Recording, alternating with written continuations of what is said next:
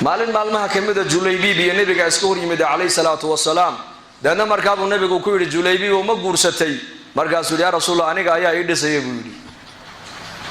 hadana maalin kale nabiga sarkeen yaa Julaybiib oo lima guursatay markaas uu yaa rasuul aniga ayaa ii dhisay markaa uu nabigu orado reehebel inantoodii baa qaan gaadhay oo hadda tolo guurgal u diyaaree waxaad ku tiraahdaa nabi maxamed baa soo diray ku dheh ku soo leeyahay rasuulkeen sidii nabiga u qadarinayeen dhageyso deedna markaas Julaybiibna waa la yaqaan magaalada Madiina oo dhan baa taqaan akhlaaqdiisa oo aqal kasta waa lagu hadal hayaayo waxa la leeyahay Julaybiib yaanan gabadh la iskaga dhisin waayo akhlaaqdiisu ma fiicna ninkaasi aan dumarka la kaftamo oo meel walba ku sheekeeyo oo macaasharadiisu ma hagaagsano isku sheegeen deedna markaas reerkii buu u yimido odagii reerka lahaa buu u tagay deedna markaas uu ku yiri nabiga ay soo diray alayhi salaatu wasalaam oo nabigu wuxuu salaam buu igu ka soo dhiibay ee horta salaanta iga gudoon markaa buu salaantii ka gudoomay deedna markaas uu rasuulka ilaahay baa ii soo diray igu yiri inantooda ma aragtaan hal lagu dhiso oo inantiina baan u socdaa nabiga amarka soo bixiyay waxay leeyahay culimadu inanta reerkaasi inay qaan gaadhay nabigu sidee buu ku gartay وصلي رسول صدوق قرتي وحال ريم مدينة dhaqan waxay ka sinaayeen haday gabadhu ay daadii lagu guurinayay ay gaadho ayay nabiga u sheegi jireen ee oran jireen ya rasuulallah hadii aad adigu u diyaar tahayna inantayadii way qaan gaadhay waa ku diyaar hadaad cid kale u rabtana waa ku diyaar oo inantu markay qaan gaadho waxa u soo haasaawaya abaheed ama walaalkeed ama abtigeed ama adeerkeed intaas u soo baadbaadaysa ninka ku munaasibka gabadhaas inagana maanta zamankeena ka warama gabdhaha farmeena ka u raadin masayida soo raadsata ya iyada soo doondoonato wali waxa lagu la dardaarmaayo la yiraahdaa niya mid hay'adaha u shaqeeyo oo nookeen hay'adaha laageena hay'adaha yar kharash badan moogta kharashka badan bixiyo fadhiisa soo socodka daaya socod lama ogolo dhageysta soo doona maaha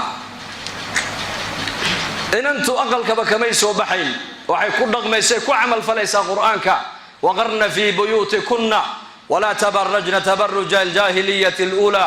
وأقمنا الصلاة وآتينا الزكاة إلى آخر الآية قبله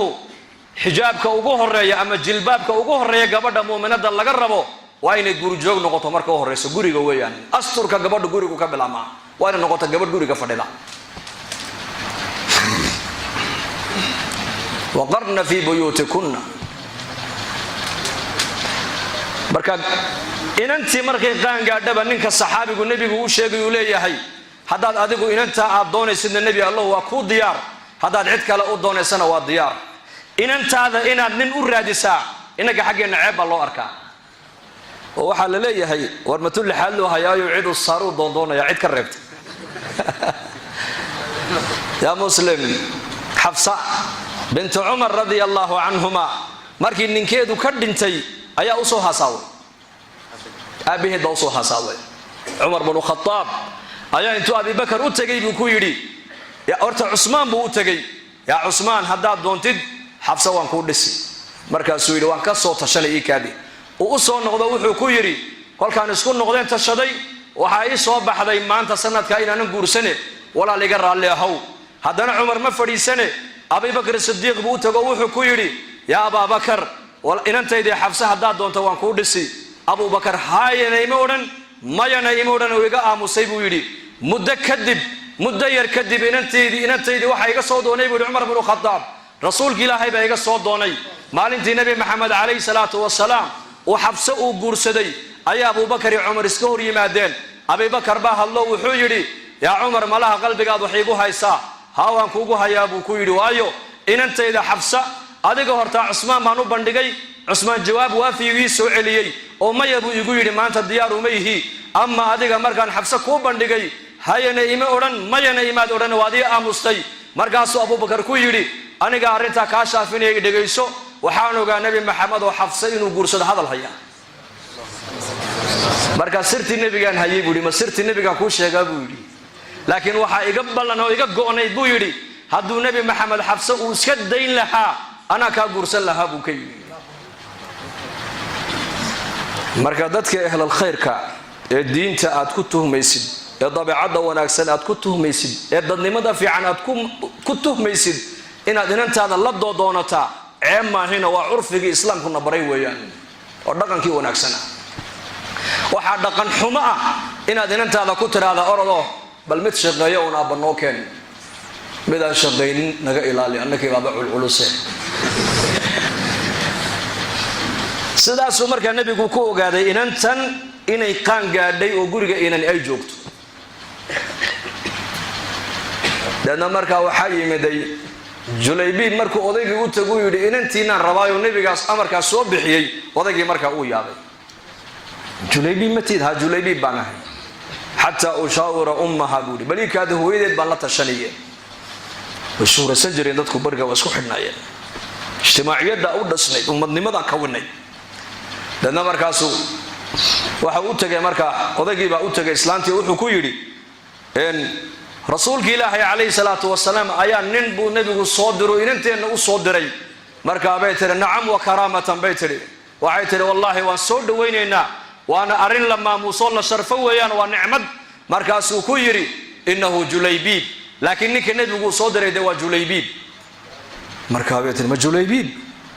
dib bay uga joogsatay ilaa ninkan waa la yaqaanaa moogtahay dhaqan xumadiisa inantiibaa xagga dambe ka hadashoo tidhi wain kaana julaybiiban walow julaybiibba haba ahaadaba bay ku tidhi ma rasuulkii ilaahay amarka uu soo bixiyey ayaad celinaysaan bay ku tidhi ilaahay iyo rasuulkiisu aniga i dayici maayaan marna meel xun i dhigi maayaan oo i dayici maayaane nebi maxamed hadduu yidhi inantaa u soo dhisa ibixiya bay ku tidhi ilaahay aniga ima dayacaye rasuulkiisuna i dayici maaye may eegin shakhsigan gabadha soo doonay waxaa la eegay ka soo diray baa la eegay yaa soo diray rasuulkii ilaahay baa soo diray calayhi salaatu wasalaam rasuulkii ilaahay baa soo diray dadna waa loo dhisay waa la siiyey gabadhii saxaabadii buu nebigu ku yidhi julaybiib waa caroose bal wax yar u soo keenkeeno isku geeya caawaha aroos gale isagoo carooska isku diyaarinayaa loo baxay ghaswatu uxud ghaswatu uxud buu ku shahiiday baa la yidhi isaguna naqal gelin ghaswatu uxud buu ku shahiiday isagoo aanan caroos gelin oo naqal gelin markii dadkii dhintay la kala guranayay buu nebigu saxaabada ku yidhi nin baan tabayaa war nin baan tabayaa war nin baan weli laaho araggiisa aan laahay markaasaa nebi allow gaaladuna wuxuuga way gurteen baktigoogii annakana shuhadadeennii waa kuwan markaabuu nebigu war doondoona markaasaa loogu yimid julaybiib markaasuu nebigu julaybiiba waxaa la helay mayda oo 7 nin oo mushrikiin isaguna laayay isagiina markii dambe la duldhigay meydkiisii markaasuu nebigu waa kan ninkan tabaayay gabadhii buu nebigu u duceeyey ilaahu gabadha cayshkeega maciishadeeda sida roobka ilaahu kaga dhig nolosheeda ilaahu ciriiri ha ka dhigin buu yidhi gabadhii amarkii nebi maxamed way fulisay ninkii julaybiibna lama aqal geline ilaahay shahaado ayuu siiyey gabadhii waxaa la yidhi waxay noqotay gabadh barakaysan oo gabdhaha saxaabiyaadka ugu baraka badan oo reerkeegu adduunye iyo diin iyo ubad ba ilaahay ka buuxiyey markii dambe rag badan oo dambe oo asxaabta ka mid ah guursaday